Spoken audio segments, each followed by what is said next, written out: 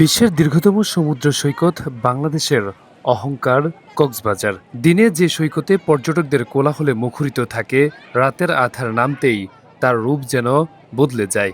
আলো আঁধারির সুযোগ নিয়ে এখানে জমজমাট হয়ে ওঠে এক নিষিদ্ধ জগৎ। কিন্তু কি ঘটছে রাতের আধারে এই নির্জন সৈকতে?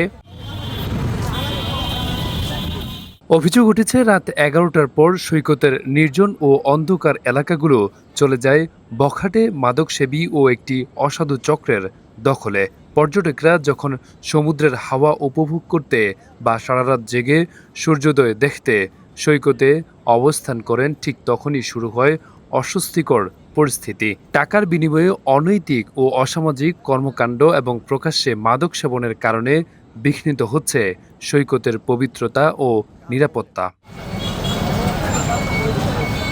দেশের দূরদূরান্ত থেকে আসা সাধারণ পর্যটকেরা পরিবার নিয়ে রাতে সৈকতে নামতে ভয় পাচ্ছেন। নিরাপত্তার সংকটের কারণে অনেকেই নিজেদের মালামাল নিয়ে চরম আতঙ্কে ভোগেন।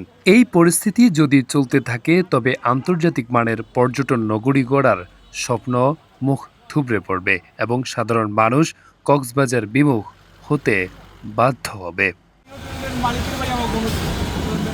তবে এই অপরাধ দমনে বসে নেই প্রশাসন। টুরিস্ট পুলিশ এবং স্থানীয় সদর থানা পুলিশ সৈকত এলাকায় বখাটেপনা এবং মাদক নির্মূলে নিয়মিত অভিযান পরিচালনা করছে।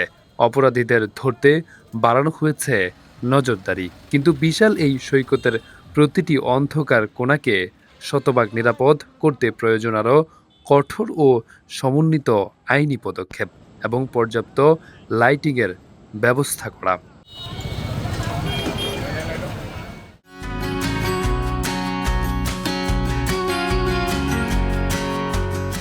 কক্সবাজার কেবল একটি বিনোদন কেন্দ্র নয়, এটি আমাদের দেশের অর্থনীতির অন্যতম চালিকা শক্তি। এই পর্যটন নগরীকে অপরাধ মুক্ত রাখতে শুধু প্রশাসনের পাশাপাশি স্থানীয় ব্যবসায়ী এবং সচেতন নাগরিকদেরও সোচ্চার হতে হবে। আরাফাত হোসেন, যুগের চিন্তা, ঢাকা।